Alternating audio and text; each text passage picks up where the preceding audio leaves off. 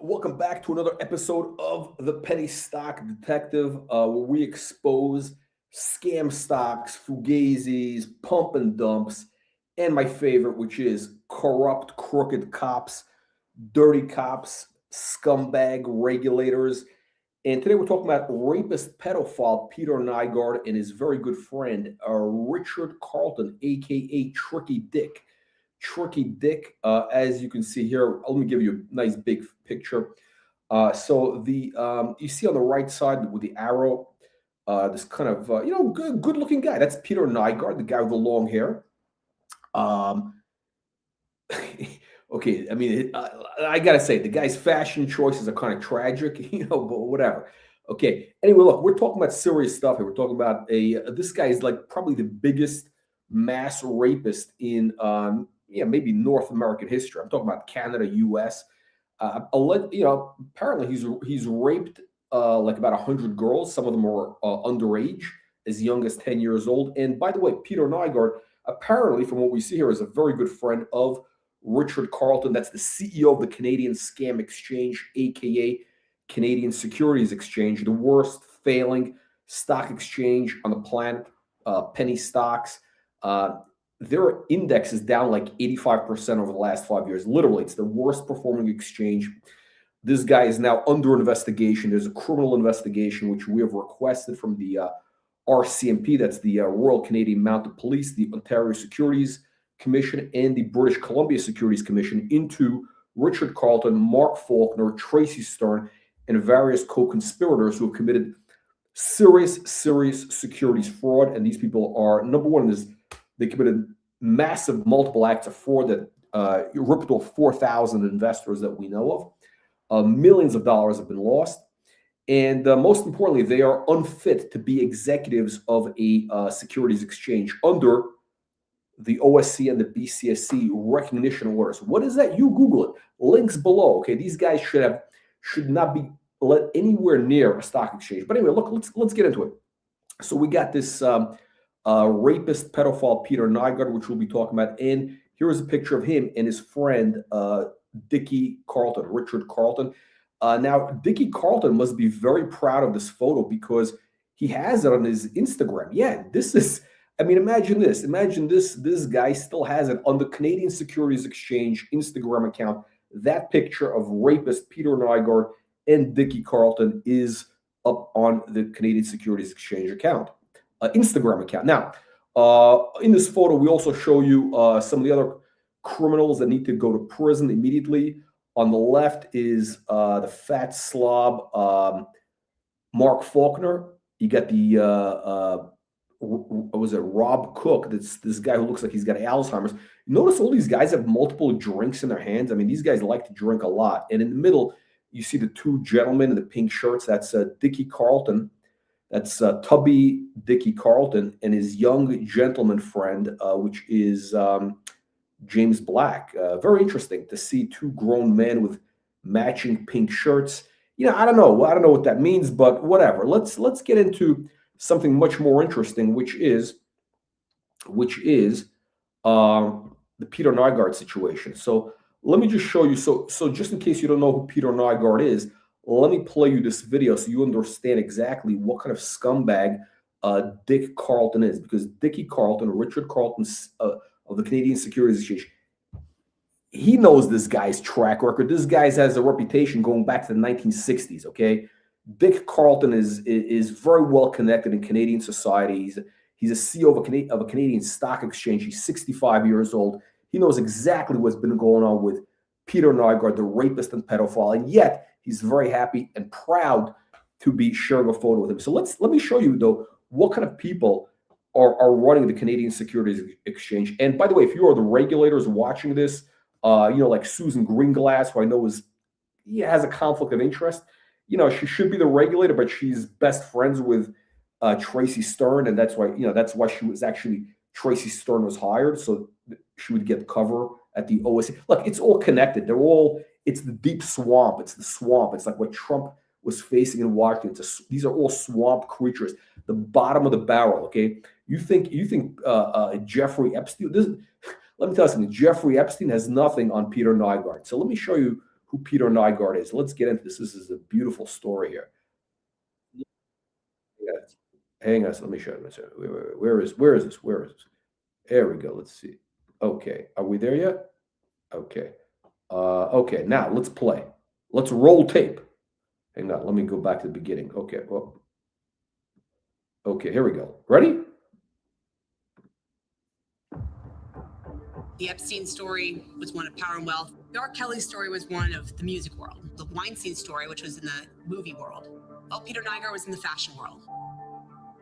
If these allegations are true, he might be the worst of the bunch. Yeah, okay. So Peter Nygard, what this guy's saying, Peter Nygard, worse than R. Kelly, worse than Jeffrey Epstein. I mean, by the way, this guy's a serious predator. I would like to make jokes on this chat. This guy's a serious predator. This guy needs to be not just locked up, he should be executed. Okay. And by the way, so should the CSC executives who committed fraud. That's exactly what they do in China to corrupt executives. In Canada, which is basically controlled by China, needs to take a page from their masters in China. Capital punishment for all serious fraud. Peter Nygard is known as the polyester king, having several brands and being worth hundreds of millions of dollars. The devil with blue eyes is what I call him. He asked me if I was interested in modeling for him when we first arrived. By the way, he's got an island in the Caribbean, the Pedo Island. That's the Peter Nygard Pedo Island. Wow, looks like a nice place, actually. I gotta tell you something, this looks better than Epstein Island. It really does. Better landscaping for sure. He also, I think this was part of an island, which was also this guy who was a Bacon, who's a big hedge fund guy. They were having a big back and forth lawsuit with some crazy stuff going on. But anyway, that's the Peter Nygard Island. That is Pedo Island. The question is, did Richard Carleton visit this island? Was Richard Carleton and other CSC executives on this island? That's a fair question. Look, what we're asking here is a matter of, I believe, public interest. Okay, we're not here to do salacious stuff. This is an investigative journalism channel, investigative journalism, and we're here to ask the questions, and we're going to get to the truth. Okay, no matter where it takes us, and these are matters of public interest. Whether a stock exchange regulator, stock market regulator, stock exchange executive should be engaging with rapist pedophiles and visiting pedophile islands. We don't know if he did visit. We don't know if he had, what he did there. If he did, we don't know anything. But we want to find out. One of the reasons we're doing this video is to find out, to get, maybe people will come forward. If any victims will come forward and let us know, we do have a cash reward we are offering, which is $10,000 US for any information leading to the arrest and prosecution of any CSC executive. Okay, so $10,000 cash US dollars will be paid to anybody who gives us information that will lead to the arrest and imprisonment of any Canadian Securities Exchange executive. That is a bounty we're offering. I ended up inside his bedroom. I was 14 years old at the time. Okay, so this girl's 14 years old at the time when Peter Nygard raped her. By the way, it's interesting. It's a foreign location. We know that Richard Carleton likes to go on these foreign excursions, different conferences, exotic locations, third world countries. Is Richard Carleton a sex tourist? Is he taking advantage of young girls? I don't know. We're going to find out. We're going to do an investigation. I'm not making any allegations that we don't know. Okay, I just want to be very clear. We don't know if Richard Carleton is involved in anything like that. But, that is his friend. Right there on the screen is apparently that's his good buddy, Peter Nygard, who he's showing off on his Instagram page. This was not a seduction gone wrong. I was yelling, screaming for him to stop. Okay, let's be very clear. This is not a seduction gone wrong. By the way, people saying, oh, Jeffrey Epstein, oh, a bad guy, Jeffrey. Listen, Jeffrey Epstein, as far as I'm concerned, Jeffrey Epstein did nothing wrong. Yeah, let me be clear. I don't think Jeffrey Epstein did anything wrong. I mean, this guy basically was, paying girls. I don't know. That's between him. He's a single guy. He's not married. He can do whatever he wants, right? No girl of Jeffrey Epstein's ever said she was forced. None of them ever said they were forced. They all got paid, okay? They all got paid money, and they all came back multiple times. I'm surprised nobody has mentioned that. So yeah, so the so-called Jeffrey Epstein victims, all of them, by the way, all of them were over the age of 18. Apparently some were high school girls, but they were recruited by their friends. They said they were 18. You got to look at all the information, okay? This guy, I know people who know him, who knew him, I should say, who knew him. I heard nothing but good things about him. I did hear that he would always came around with young girls, always hot younger girls. When I say young, they were in their 20s. This is what I heard from people who knew him back in about 10 years ago or so. So Jeffrey Epstein, no allegations of any use of force, unlike this guy, this scumbag, Peter Nygard, who's best friends with Canadian Securities Exchange, Richard Carleton, CEO. Well, I'm not saying they're best friends. Apparently, they're very friendly together because I showed you the picture. But let's see the rest of this. Let me get to this. Here we go. Okay, let's roll tape. I tried to get out of that room, but I was locked with a deadbolt. I was trapped. That's what he was known for. He was basically known for bringing girls to his apartment or whatever. And he would lock the door, and he'd have like a combination lock or a fingerprint ID. So basically, yeah, he'd lock the girls in his apartment, and they couldn't escape. That is, so this is a serious thing. And that is who Richard Carleton, the CEO of the Canadian Scam Exchange, associates with. With no means. My clients ranged in age from 28 to 13. Okay, 28 to 13 years old. Okay, so his youngest, that's the lawyer, by the way. So if she's watching, she should contact us. I'd like to know if anybody has come forward and named Richard Carleton. Was he involved in any of this? We don't know. That's not a joke. We do want to find out, and this is an important matter. By the way, this Peter Nygard is currently in prison in Canada, and he's facing extradition to the U.S. Very soon. The amount of people who would have been involved in the good-looking island. I got to tell you this. This guy's, his clothes.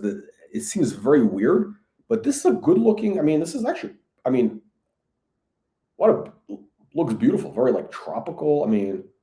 Good-looking place. I wonder if Richard Carleton and Mark Faulkner and the Caldwell crime family, Brendan Caldwell, Tom Caldwell, the Trump haters. I wonder if they hung out over there.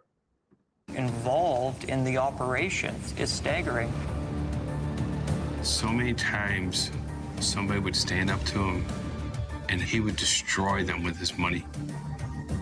Yeah, interesting. You see a pattern. So yeah, basically, apparently he was known for using his money and power to, file lawsuits, whatever. Listen, essentially try to silence the victims, just like Richard Carleton and the Caldwell crime family, who are facing very serious allegations.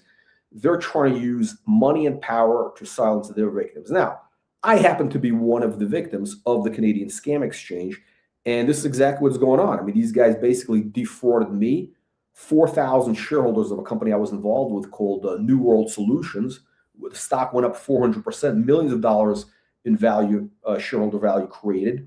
And Mark Faulkner, who was a dirty, crooked cop, unsuitable to be a regular of an exchange, and he's the direct report for Richard Carleton. He basically, because as a favor to one of his cronies, he decided, hey, let's get the stock halted. Let's get this guy banned from the exchange. Based on what? Nothing. Whatever he makes up.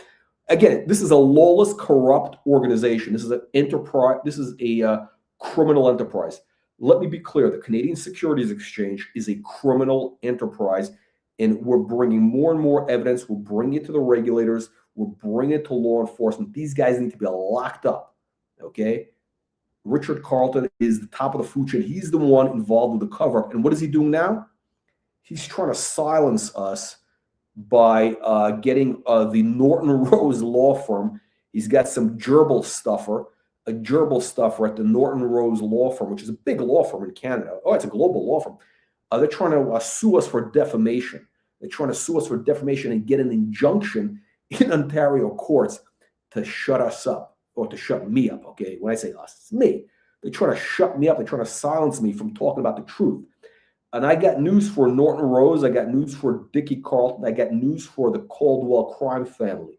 There is nothing you can do to stop me, okay? We're going to have more and more information coming out in places you have no idea. I got dirt on you cocksuckers that you wish would never existed, okay? Let's see how far we're going to take this. We're going to find out how far we will take all these things here. Let's get back to the Nygard story. There we go. He finds their weaknesses and he amplifies it and blows it up or threatens you. No matter who you are, bad things. Interesting. Now, we're hearing very similar allegations about Richard Carleton. We're hearing very similar allegations. That is the type of work environment he runs at the CSC, based on a lawsuit. That's right. He's being sued. Richard Carleton, Tricky Dick, is being sued by his own former chief counsel. Think about it. Think about it. That's like the head of the head of the legal at the CSC is suing these scumbags. That's right. I think his name is Jamie, and a guy named Jamie Anderson. We have links. We're going to post you the links to the lawsuit. Anderson, I think it's called Anderson versus CNSX Markets. So yeah, so the former legal counsel, his name was Jamie Anderson. He is suing them, and there's allegations of multiple acts of fraud. I'm going to show you the link. I'm going to show you a couple of things so you can see exactly what the lawsuit is. But apparently, this is the type of environment that Richard Carleton runs. Very similar, using fair, all sorts of stuff. I mean, the CSC, the employees there, it's a culture of fear, basically. Okay, it's run under a culture of fear. They're all scared to get fired. They're all like, is a whole corrupt enterprise. Why are they scared to get fired? Because, they get a cushy job. They're very well paid. They don't have to do any hard work. It's very easy. All they got to do is toe the line. That is what they got to do. As long as you toe the line, as long as you, go along, you're going to get paid and you're going to get benefits. And these people are lazy. They could not get hired anywhere else. These CSC employees like James Black, that guy, that's the Baghdad Bob, James Black, and his best friends are anti-Semite, racist Chris Parry, a.k.a. Pig Fucker Parry, Pedo Face Parry, and Greasy George Tsioulis. George Tsioulis, by the way, Google Tsioulis, George Tsioulis. He's a criminal. Basically, he was I don't know, was he a felon? No, he was banned by the Ontario Securities Commission for creating 600 fake accounts to pump stocks and damage and basically steal money from investors. That's really what happened. And the people who own the CSC, that's the Caldwell crime family, Brendan and Tom Caldwell, they've also been fined by the CSC. That's right. The owners of the CSC have been fined $2 million or $1.8 million for basically ripping off their own clients. We have links to everything in the video description below. And by the way, if you want to support the channel, because we are getting sued, we do have some legal bills coming up. We got to raise money. I got to go to Toronto. I got to take a private jet to Toronto to court. So I can't fly on a commercial plane. You see what's going on with these commercial planes now. It's a tube full of demons. I mean, you can't even trust these Canadian pilots based on what's going on. Okay, all kidding aside, if you want to donate, the point of the donation is it supports the channel. It lets us know that you value what we do. I don't care if you donate 50 cents or $50 million. I mean, it doesn't matter. 5 cents is fine. Link below. It's on Ko-Fi or Ko-Fi, whatever it's called. Anyway, back to the pedos over here. Let's get into this. Okay, here we go. Back to the pedo story. Things are going to happen to you in the world of Nygard.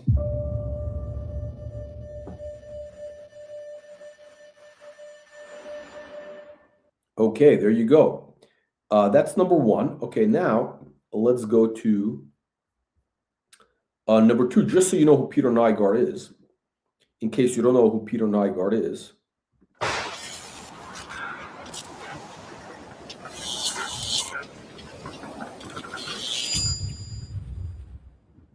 I would love to use you in a modeling campaign. Some version of that statement is how far too many women's interactions with Peter Nygard began. The Finnish-Canadian entrepreneur fashion mogul, multimillionaire, if not billionaire at the height of his wealth, approached women for literal decades. Oftentimes, decades, okay, decades. We got stories going back to the 1960s. Okay, so Richard Carleton, the CEO of the Canadian Securities Exchange, who's photographed with me, he knew the reputation. He knew the reputation. There's stories on Wikipedia going back decades. The guy is facing like arrest, all sorts of stuff. Go on Wikipedia. This guy's well known as a sexual predator. Peter Nygard, well known as a sexual predator, and yet he is best friends with Richard Carleton, the CEO of the Canadian Scam Exchange. Right there is the photo. Right there. You see the fat, tubby guy in the pink? That's Dicky, Tricky Dick Carleton. And there is him and Richard Nygard. That's the guy with the long hair. Right there. Okay. And the fat, tubby guy, that's Dicky Carleton with him. Okay. So that's the rapist. Actually, both of them are rapists. Okay. So Peter Nygard is a pedophile rapist of girls. And Tricky Dick Carleton rapes investors. So yeah, so Dick Carleton is a rapist. He rapes investors. Now we don't know if there's women. We don't know. Maybe if victims will come forward, we will pay $10,000 cash reward for any information leading to the arrest and imprisonment of Richard Carleton or any Canadian Securities Exchange employee involved in fraud or any type of corruption. But again, I just want to be very clear. I've repeated multiple times. I've heard no allegations of Richard Carleton committing a rape or any type of pedophilia like his buddy Peter Nygard. We don't know. We don't know yet, but he's associated with a guy who's a known rapist and pedophile. But we actually, you know, it's interesting. I am hearing some allegations about some things with, yes, we're going to bring it up in another video with, yes, that's right, Richard Carleton and James Black. Some allegations of, how shall we say this in a polite way? Inappropriate activity. Is that what they call it? Is that what they call it these days? Inappropriate activity. You know, some things we'll talk about.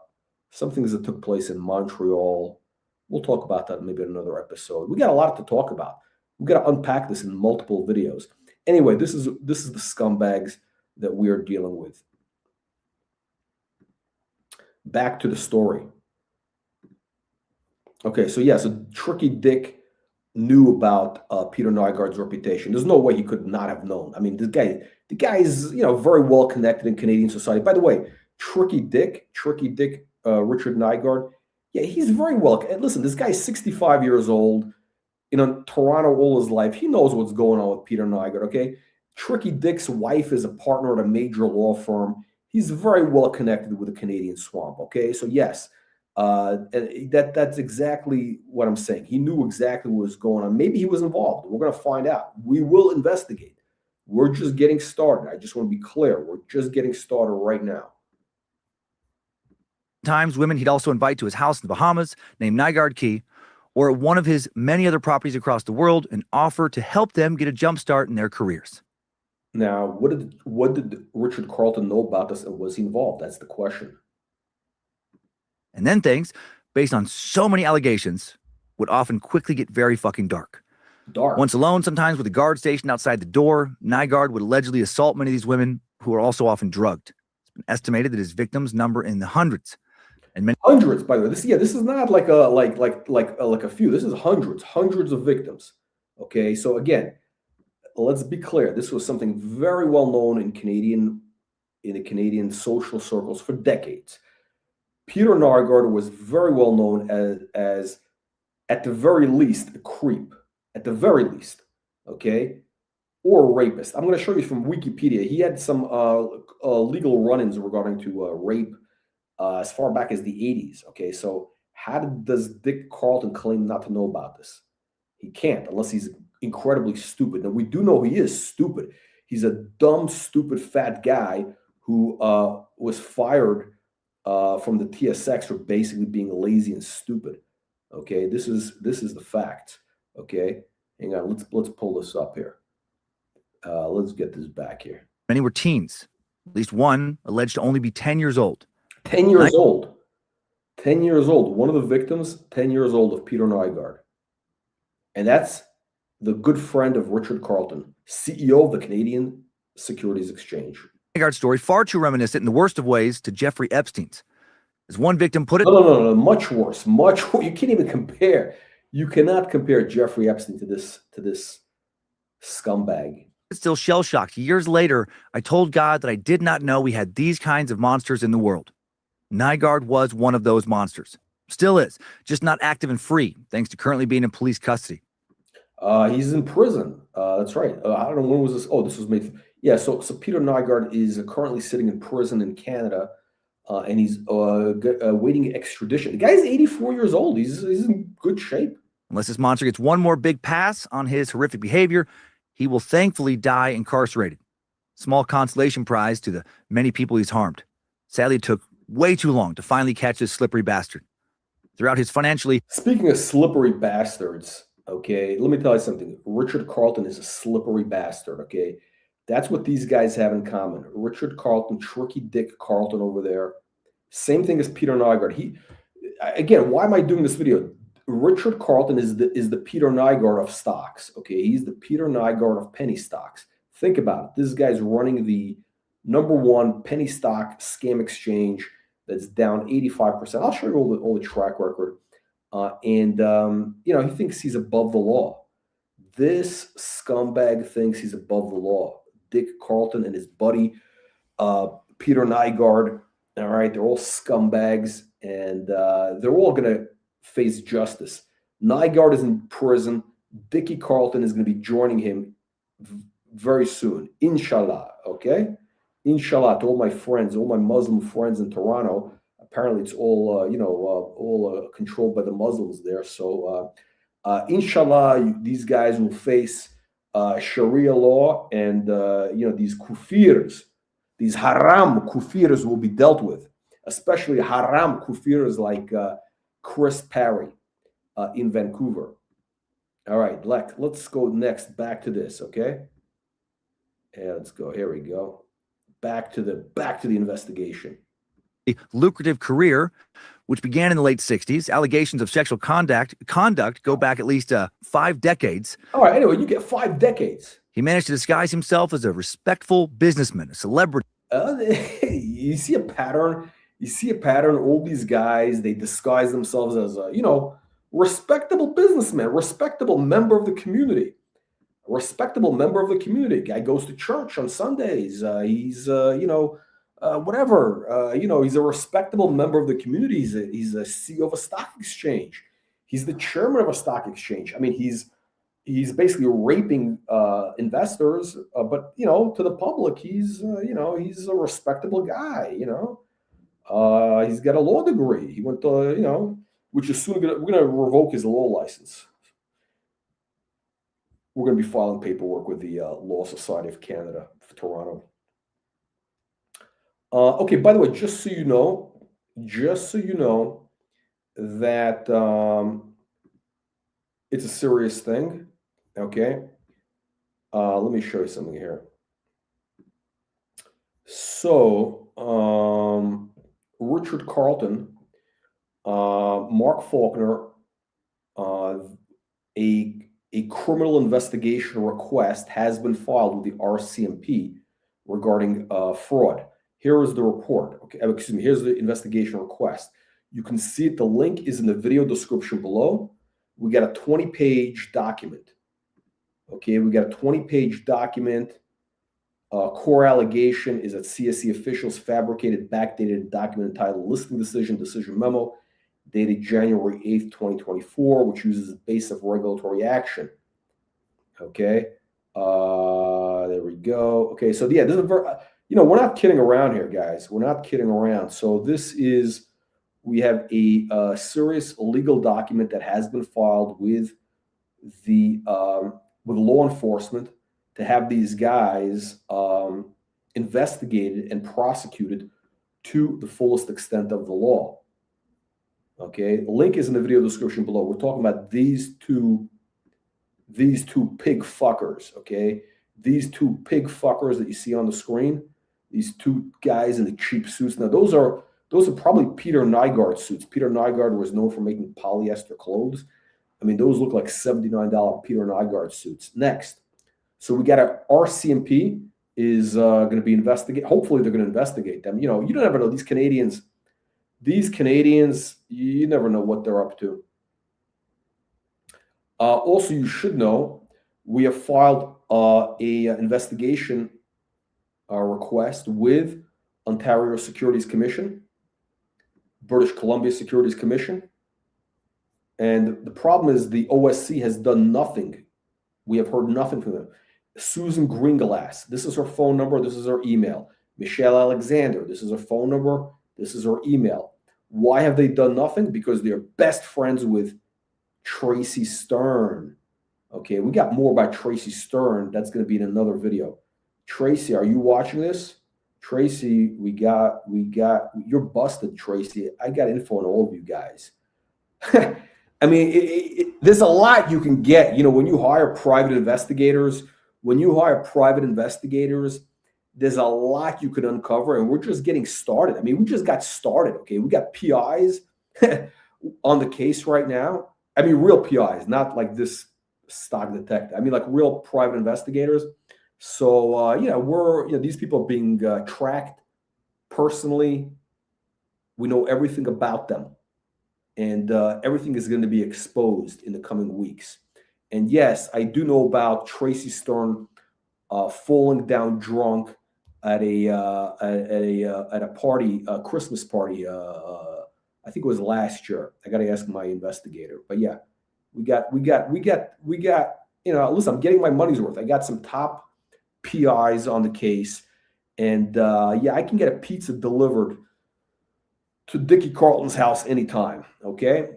I can send him a pizza. What kind of pizza does Dicky Carleton like? We'll find out. We'll find out. Anyway, so this is the information. Tracy Stern is best friends with Susan Greenglass and Michelle Alexander. They are best friends. That's why Tracy Stern was hired by this pig fucker over here, Richard Carleton, so that he could, keep himself from going to prison. Okay, it's all corrupt. It's all swamp. It's a swamp. Okay, anyway, this is what I was filed. Formal request for review of fitness and suitability of Canadian Securities Exchange officials under recognition order conditions. What does that mean?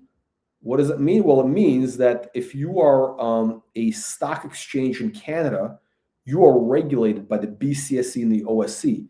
And that means all your executives have to be what's called fit and proper. Fit and proper.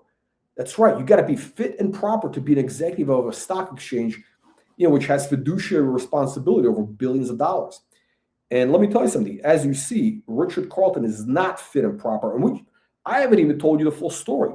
This thing that he's associated with a pedophile is nothing. That's actually, as far as I'm concerned, that's very disturbing. But that's not, the fraud aspect. But anyway, this is what we sent. Purpose of the submission. Submission requests that BCSC conduct a formal fitness suitability review of the following. Formal fitness and suitability review of the following CSC officials. Mark Faulkner, Rob Cook, Rob Therio. You notice all their names are Rob, like robbery. Tracy Stern, Richard Carleton. So recognition orders, regulatory basis. Hang on a second. Let's get into the details. We've got an 11-page document. Pattern of fraud, allegations relevant to fitness and suitability. Absence of relevant qualifications. So Mark Faulkner, an anomaly without precedent in North American exchange regulation. Oh my God. Okay, but this is what it says in the suitability. Literally, Mark Faulkner, who's the regulator of the Canadian Scam Exchange, is what is called in this legal document an anomaly without precedent in North American exchange regulation. Mr. Faulkner holds no law degree, no MBA, no recognized professional qualification in securities regulation, finance, or capital markets. To the complainant's knowledge, he's the only individual currently serving as the head of a regulation at a recognized stock exchange anywhere who lacks any such qualifications. Mr. Faulkner's professional background prior to joining the CSC was primarily of 30 years as a motorcycle instructor at Humber College. While that career reflects its own expertise, it provides no foundation whatsoever in securities law, regulatory process, administrative fairness, financial markets, or the legal frameworks that govern the exercise of quasi-judicial authority over public companies and market participants. Hang on, let me get a screenshot of this.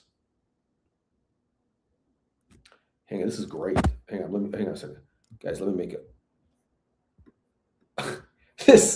This is unbelievable.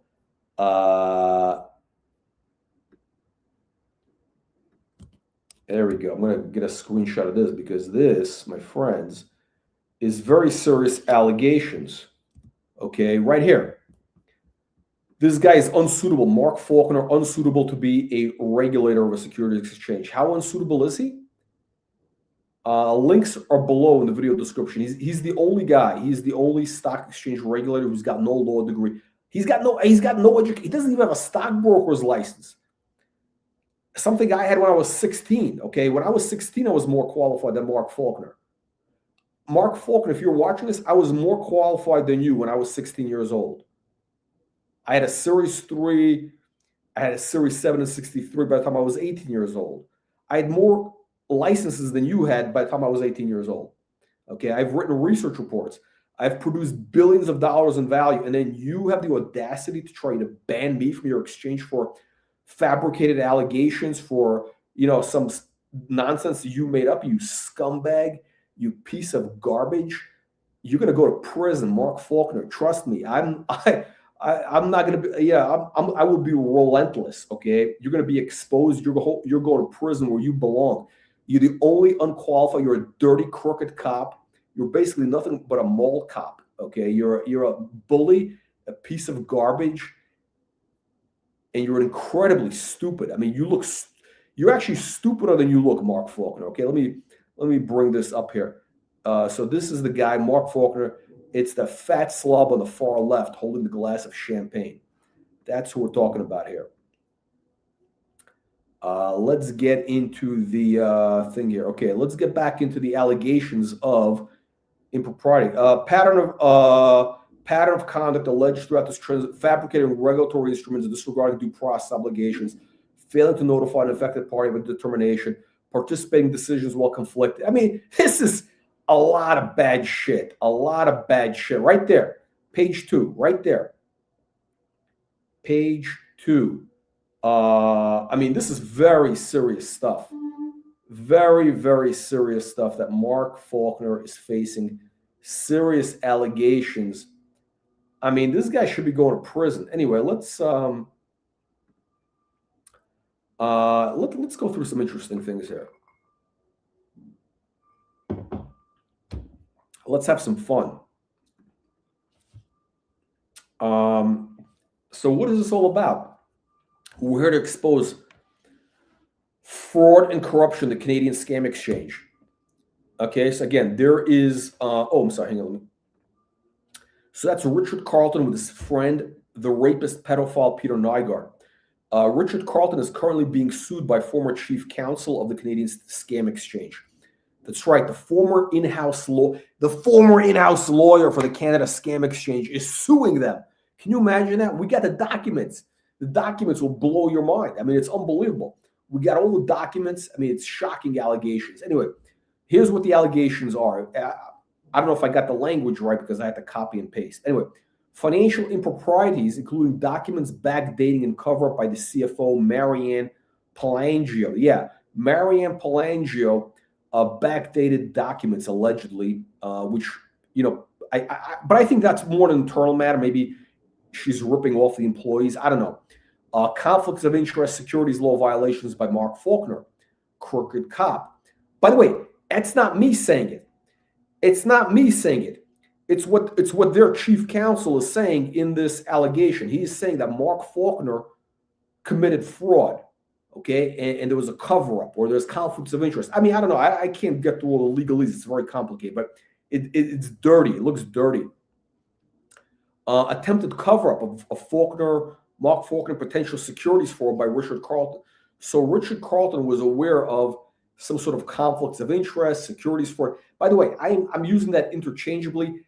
I read the allegations. I'm not exactly sure what they mean. To be fair, again, the Canadian Securities Exchange is being sued by their own in-house lawyer. I read the lawsuit. It's a bit confusing for me, but to me, it looks like Mark Faulkner was trying to do some shady stuff, and then Dick Carleton was trying to cover it up. And this guy apparently is a whistleblower. It's a whole complicated mess. And also Richard Carleton, abusive behavior towards CSC employees. Yeah, really nasty. This guy's just a nasty piece of work.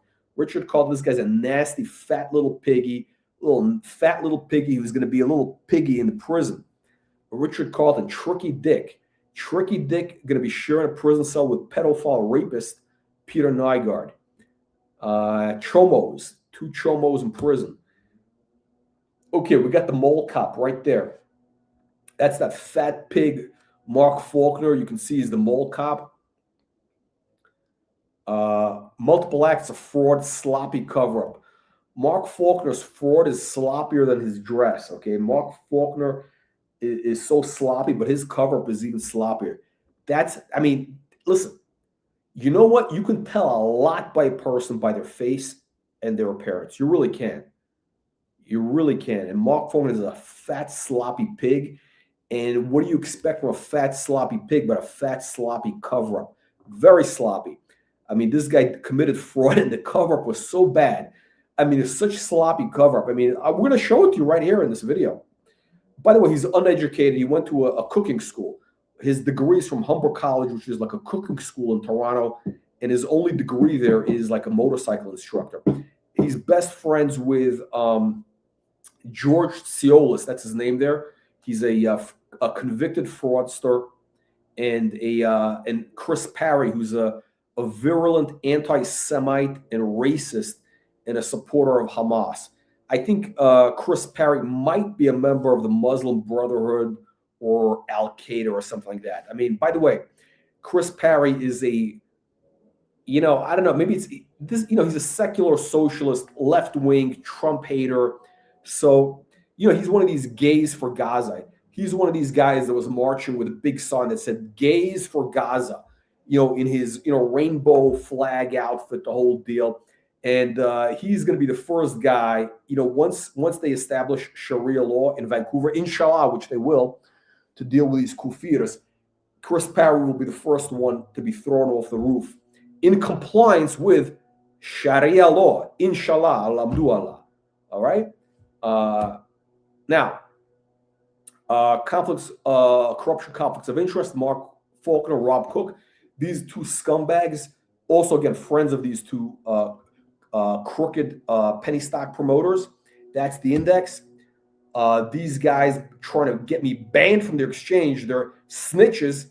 They wrote a snitch letter. That's right, to James Black, Chris Parry, Pigfucker Parry, and Greasy George Ciolis tried to get me banned from the exchange. Why? Because they're jealous, envy, and resentment. Why? Because I'm much more successful than these 2 mooch bums. As you will see, I'm going to show you the results we've been delivering in Canada. Listen, I was taking away all the business. I can't blame them. I can't blame these cocksuckers.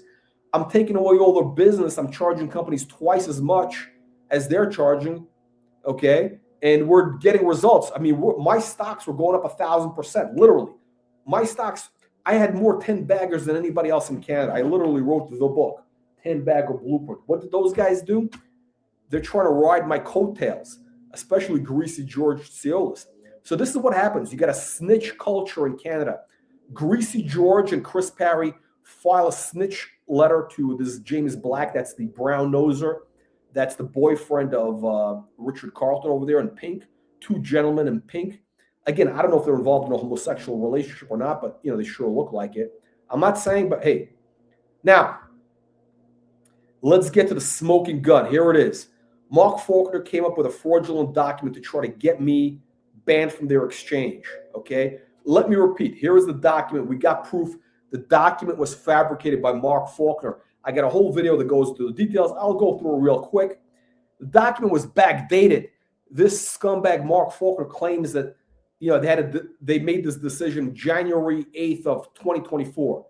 The reality of it is he came up with this a year later. Why? He was came up with a thing to get me banned. Again, these guys can do whatever they want. Mark Faulkner thinks he's above the law. He can basically come up with a memo saying, hey, we found you to be unsuitable based on what? Based on evidence. What's the evidence? The evidence he showed as part of this was all nonsense. It was all garbage. But here's the document. So we got metadata. The metadata shows the document was made a year later. And even worse, this guy is so stupid and so sloppy. Mark Faulkner, such a dumb, stupid pig face that this guy is. Look at that stupid pig face of him. And Rob Cook, who went along. He also mentions that, so one of the reasons he uses to get me banned is he's claiming he doesn't like my over-promotional activity. Now, what is over-promotion? We don't know. The evidence he submitted does not show any promotion, which is bizarre. Again, he claims I was being over-promotional, but the evidence that he submitted to my lawyers showed no promotional activity, like literally zero, which is shocking. By the way, my lawyer is Jovan Narwal, who's what's called King's Counsel. This is a very serious lawyer, okay? King's Counsel is a serious designation in Canada. This guy this is like a heavy-duty thing. This is not like some gerbil stuff or at Norton Rose. Now, here's the smoking gun. Number one, the document is clearly backdated, shown by the metadata. Number two, he claims right there, let me zoom in on this, your activity, what is it called? He calls it, hang on a second, where is the document? We got stuff going on here. Anyway, he claims that I was making over-promotional activity on a website called CEOCA, over-promotional post. Mark Faulkner claims I was making over-promotional posts on a website called CEOCA. So there's one problem. And the problem is, at the time this was written, which he claims this was written in January of 2024, I never made a post. My first post on that website came in September of 2024. How do I know? Because I made the first post in 2024. That's fully documented. Why? Because I don't post on the site. The only reason I posted was because to promote a stock, which was called New World Solutions, which I fully disclosed I was promoting. But I signed up. I think I was a member maybe a year earlier or whatever, but I had never posted. I never made any post ever. So when he says this, it means he's caught in a lie. Mark Faulkner, stupid fuck. This is what you get. By the way, Tricky Dick, this is what you get when you hire a guy from Humber College. Tricky Dick, this is what do you expect when you hire a motorcycle cop from Humber College? Mark Faulkner, this is the crime that he did. This is the crime. He raped 4,000 investors by holding news. That's the stock CSE News, a stock which went up 400%. The stock went up the minute I became chairman. The minute it was announced that Jack Marks is chairman, stock goes up 400%, massive billions of shares of volume, like all my stocks go up. And that bothered these guys because why? They're probably anti-Semites. But we know that one of them, we know Chris Parry is an anti-Semite. We know that one of Mark Faulkner's other friends is an anti-Semite. Look, it's Canadian institutional anti-Semitism and resentment. Okay. By the way, I don't really care, whatever. But that's their real motivation. And we know all the players. The problem is these guys are such cowards. And listen, at least Chris Parry, he's a proud anti-Semite. I mean, he hasn't said he's Chris Parry has not stated he hates Jews, which he really should. I mean, Chris Parry should at least have the balls to say he hates Jews. But he doesn't have the balls. What he does is he's obsessed with the Jews. He's constantly posting about Israel on his Twitter, constantly obsessed. Again, this guy's a left-wing, liberal, whatever, justice, social justice warrior. I'm curious why Chris Parry is so obsessed with every minute thing in Israel, but when 40,000 Iranian protesters get killed by their own government, crickets. When thousands of Syrians are killed by their own government, Chris Parry, crickets. Sudan. I mean, I can go down a list of every major conflict in the world where thousands of civilians are getting killed. Chris Parry has nothing to say about that. He's only obsessed with the Jews. No Jews, no news. Chris Parry's a rabid, virulent anti-Semite, as are Mark Faulkner's other friends. Now, again, I have called Mark Faulkner an anti-Semite, and I've called other CSC officials that. I don't know if they really are. Maybe I might be wrong. I might be wrong. I have no idea. I really couldn't care less. We know the facts. That was the motivation of the people who contacted Mark Faulkner. We know who they are. We're going to have more about that coming up. But, let's see. Okay, so $5 million stolen by Mark Faulkner by holding the stock. Basically, investors can't get their money out. Here's the problem with these Canadian stocks. This is the reason why you should never buy these Canadian stocks. Number one is, in the US, if you get delisted from NASDAQ, you go to over-the-counter. If you're on the over-the-counter, you get delisted, you go to the pink sheets.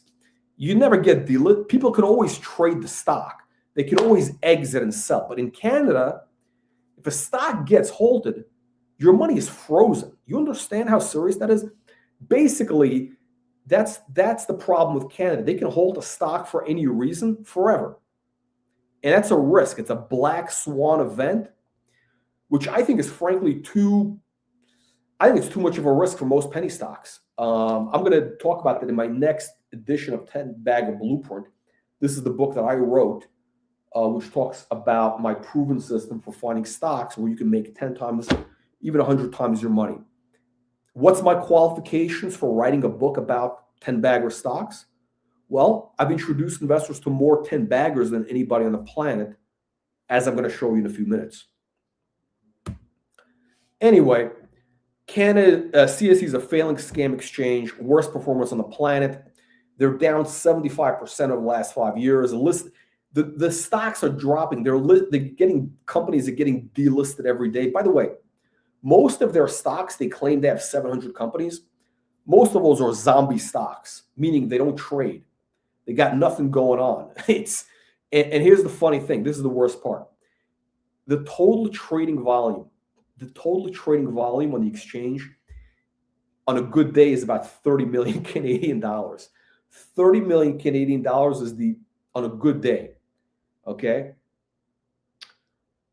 As you can see from their own site. Now, just one of my client stocks trades $20 to $30 million on a good day. Yes, one of my clients trades more than the entire exchange, than all 730 of their stocks. Why does it trade that much? Because I'm the world's greatest stock promoter. It's very simple. Why? I'll show you my secrets. Watch. Get my book. You want to know my secrets? Get the book. Everything is revealed in the book. Okay. If you're a stellar unit at the Toronto Stock Exchange, if you're one of the regulators, get my book. I expose everything in the book. All right. All my secrets are revealed. So you can do the same thing I do because I know you want to. Anyway, one of my stocks trades more than their entire exchange. Let's compare my suitability. Now, Mark Faulkner, this fat slob, called me unsuitable. That was his reason to get me banned. The term is unsuitable. He says Marx is unsuitable to be an issuer, to be involved with an issuer in any way. That's right, in any way. I can't be involved with a CSE, with a Canada Scam Exchange stock in any way. According to this fat slob, this crooked crop, I can't be involved. Why? Because he deems me to be unsuitable. Based on what? Based on nothing. Based on one of his buddies, one of his cronies. Again, dirty cop. He's like one of these dirty cops that plants drugs in your car or plants evidence. That stuff goes on. That's been going on forever. I mean, it's like you watch any cop movie. I suggest you watch a movie called Bad Lieutenant. There's a great movie, Bad Lieutenant, that came out in the 90s. That's Mark Faulkner. Mark Faulkner is that guy, except Mark Faulkner is a coward. Mark Faulkner is a little cunt. He's a little cunt and a coward. Okay. And that's why his family, his wife, Kathy, his kids, Jalen, whatever, they're all embarrassed of him. Their dad is a cuck and a coward. All right. So Mark Faulkner, uneducated. He's got no education, unqualified to be a regulator. He's the only guy without a law degree in this industry. He committed multiple acts of fraud that are documented, as you saw. He is defrauded 4,000 investors with CSE News. multiple conflicts of interest. Again, Mark Faulkner, his best friends are my competitors or wannabe competitors. Okay, again, let me repeat. Mark Faulkner's best friends are Chris Parry, George Soros, convicted fraudster. Both of these guys are failing stock promoters who want to get me banned so that they can take my clients. That's the reason. That's the reason that Mark Faulkner is trying to get me banned from their exchange. He's got conflicts of interest. It's all documented. And his only qualifications is he's a motorcycle teacher for 30 years. Now, what about my qualifications? What about Jack Marks? What are my qualifications to be on the CSE? What are my qualifications? Maybe I am unsuitable. Well, do I know anything about stocks? Well, Mark Faulkner doesn't have a stockbroker license. He's never had any formal education in capital markets. None. He knows nothing about stocks, as you can see, because what he was trying to also do is he was trying to unwind the acquisition of Dollar Market and New World Solutions. I'm not going to get into it, but basically the guy's a moron. Now, Mark Faulkner has no degree. He's got no education, no stockbroker's license. I literally wrote a bestseller book on finding stocks that go up 1,000% or more with a proven system. I've introduced, again, investors to more 10 baggers than anybody on the planet. I've created $1 trillion in wealth. Yes, fully documented. I have created, let me repeat, Jack Marks has created $1 trillion in wealth for shareholders over the last 30 years. I'm doing this since early 1990s, okay? I'm promoting stocks since Mark Faulkner was delivering pizzas, okay? I've been promoting stocks while Mark Faulkner was still delivering pizzas in the 90s, all right? I've had 900 public company clients, maybe even more, billions in growth capital raised. Again, I've got thank you letters from countless investors, best-selling offer, 30 market. And yes, I do have where I had 30, the licenses expire after a couple of years, but yes, I have more licenses than Mark Faulkner. Okay, so this is the track record. $1 trillion in shareholder value created, documented, 8,000 CEOs interviewed on Wall Street Reporter, more 10 baggers than anybody on the planet. We've even had 100 baggers, stocks that went up, not just 10x, but 100x, stocks like Axon that went up literally 800x. A stock that we introduced at around $1.50, it was trading at $800 recently, okay? Yes, we have stocks that end up becoming real winners. Even MicroStrategy. Michael Saylor was one of our clients back in the day. That's right, Michael Saylor, who's now the Bitcoin guy. Okay, by the way, currently we have a 90% win rate. Every stock we launch, maybe it's 100%. Actually, technically it's 100%. They all go up immediately on day one. Literally 100% win rate. So this is my qualifications. This is what I have done for the Canadian Scam Exchange. All right, this is what I have done for the Canadian Scam Exchange. My track record.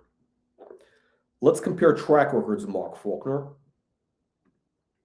So these are all clients. This sheet is only my clients on the CSE. And as you can see, we have winners anywhere from 1,000%, 5,000%, 1,700%, 2,000%, 1,000%, 1,300%. And then we got a bunch of multi-baggers, a couple 100%. Okay, so the total wealth created, okay, which means the value of these stocks increasing in the aggregate from the moment that I get involved to the peak, okay, meaning from the moment that I got hired till the moment of the peak, $1.6 billion. $1.6 billion in shareholder wealth that I created, okay? These are jobs. This is tax money going to pay for the garbage government in Canada, okay? All from my work. And these companies raised over $260 million as a direct result of my work. Why? Because I made their stock price go up with millions of shares of trading volume, okay? When you have a stock price that goes up, you got liquidity, you can raise as much money as you want, okay? And by the way, most of these stocks today are worthless. Why? Stupid CEOs. It's just the way it works in penny stocks. Now, you're going to say, oh, this guy's a pump and dump guy. Well, I'm not the guy that vetted these stocks. This money, $260 million, that was raised at the peak by Canada's top investment banks, including Canaccord, Research Capital, all these other firms, a bunch of these firms, okay? All those guys raised money. They got paid big commissions. So there's about $30 million that went to brokers as a result of my sweat. And Mark Faulkner, it's my work that pays for the food that on his table that he's stuffing in his fat face and his wife's fat face and his bastard children's fat faces. If it wasn't for me, his family would starve. All right. And all the other CSC employees. Okay. Now, these are my TSX results. I showed you Canada's scam exchange. Here's the Toronto scam exchange. By the way, this is just in the last couple of years. Again, stocks that went up multi-baggers, 1,200%, 500%, 300%, $450 million increase, 85 million growth capital. So basically, I've created $2 billion just in Canada. I'm only talking about Canada, a tiny country, a third world country, aka Cuckistan, what I call Cuckistan. Okay, the land of the cucks. Okay, that's Canada. I've helped these people put $2 billion in their pockets over the last 5 years. Okay, now you're saying, oh, you only promote Canadian stocks? No. Let me show you what I'm doing today. Okay, I get 100% win rate. Every one of my stocks I launch right now is going up. Okay, why? These are legitimate companies. That's why. On average, we're getting $20 million in trading volume on day one. On day one, I'm getting 20 million in trading. On day one, one of my clients gets more than that entire Canada scam exchange, and they're trying to ban me. Unbelievable. I mean, these guys should learn from history. They should learn from history. You ban certain people, and everything goes downhill shortly afterwards. You got to learn your lessons from history, guys. But these people never learn. Okay. By the way, on average, my stocks double in the first day. My worst performer only went up 25% on the first day and traded $1 million. I'm sorry, but my worst performer traded like the equivalent of 5% of the volume of their exchange. By the way, when I was promoting stocks on the CSE, typically on any given day, the top 3 volume stocks on the CSE were my clients: Trip, CBDT, Fans, whatever it was, Visby, Red Light Holland. Their top 3 stocks were always my clients. You Google it. Okay. By the way, so this is my results. A stock we launched, it traded 200 million shares of volume in the first few days. So that's about $500 million. The stock tripled. Seattle Mobile, $800 million in trading volume. Let me repeat that. Let me just make that clear. $800 million in trading volume one day.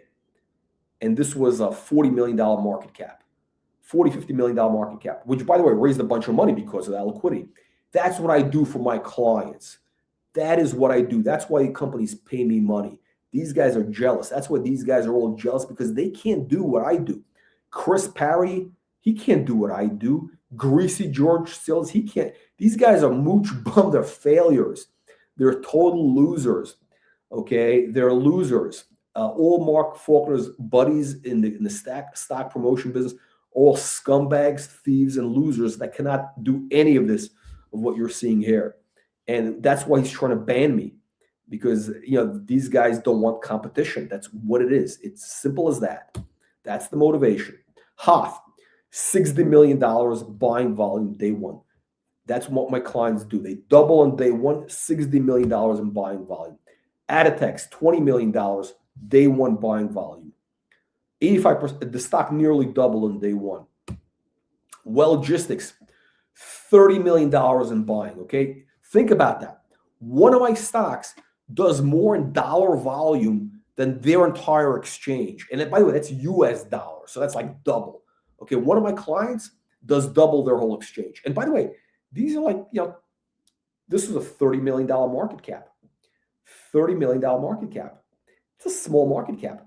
They got companies with a $100 million. They get a stock called RAIL, R-A-I-L is the symbol. It's a total fugazi, total pump and dump. As is Aduro, another pump and dump. As is, I can go through a whole list of all the pump and dumps. Those stocks have big market caps. They trade nothing. They trade a couple $100,000. I'm trading massive volume. Advent, 50 million buying day one, 200% stock price increase in 3 days. Worksport, one of my unsuccessful stocks, probably because they're Canadians, $10 million buying volume on day one. It's the biggest volume they ever had. Okay, $10 million in buying first day, biggest volume that stock ever had in its history of like 10 years. And the stock went up 45%, and they raised a bunch of money as a result of my efforts. Worksport, that's right. That's what I've done for the Canadians. It's my work that pays the payroll of all these companies in Canada. If it wasn't for me, these guys would be starving. That's why Canada has gone downhill. Do you realize Canada has gone downhill in the last 18 months since these guys try to ban me? These low-life scumbags, Canadians. By the way, this is some of my winners over the last couple of years. Cytodog up 2,000% over a year. Visby 1,000%. That's a Canadian stock. Peak FinTech, another one of their stocks, 2,000% increase. They raised $50 million as a result of my work. This shows you when we started to the peak. CBDT, another one of my clients, 5,000% increase in 4 months, from a nickel to 250, 100% because of me.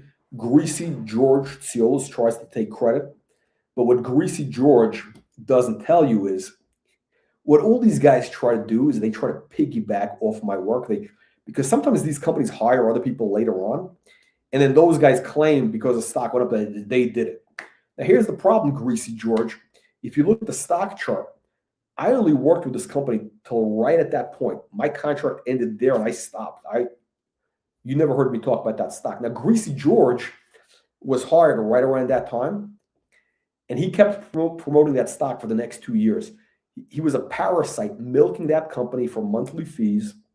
Greasy George cashing their checks every month while that stock went from 250 to zero. He was promoting it all the way down to zero. Greasy George Tsiolus ripped off thousands of investors by pumping this piece of garbage to zero. Why is it a piece of garbage? Because the CEO didn't do what he claimed he was going to do. While he was with me, he was delivering results. Within a few months, he kind of, these guys all, I don't know, they all have some mental issues. Next Tech, 1,300% increase. That stock always went up when I was promoting it. He raised $100 million. And today they got nothing. I mean, the stock is still around. That guy's a good promoter. Evan Gappelberg is actually one of the better CEO promoters. So I give him credit. He's still around. The stock is 13 cents or 15 cents or whatever. I don't know, whatever it is. Not quite where it was. We took it to $8. Yeah, that's right. $8. Fans Unite, 1,100%. Imagine AR. This company would have gone out of business if it wasn't for me, okay? This guy would have gone out of business. Because of my work, this guy was able to raise $5 million that paid all their bills for the next couple of years. That's why the CEO referred me a bunch of clients. So I'm very grateful to Paul. And I'm glad this stock worked out for him. ESC Entertainment. Stock went up 1,200% as a result of my stock promotion. Look what happened to the stock when the CEO realized, oh, I don't need to do promotion. I don't need this guy Marks anymore. It went all the way down. The story never changes. Anyway, guys, that's it. I gave you the background on these scumbag criminals. Hang on a second, let me pull this up. So there it is. There is the pedophile rapist, Peter Nygard, and his friend Richard Carleton. Let me know what you guys think. Comment below, and also feel free to subscribe and support the channel, okay? Click the subscribe button, click the upvote button, share this with your friends. We want the story out there. Share the story with your friends. We want this in front of as many eyeballs as possible. These guys need to be brought to justice by any means necessary. These guys must go to prison. We're talking about Dicky Carleton. We're talking about Mark Faulkner and all their co-conspirators. They need to be in prison just like the rapist pedophile Peter Nygard. Let me know what you think. Comment below. Contact your local politicians. exchange regulators or whatever. Let's bring these guys to justice. Here's to your 100x.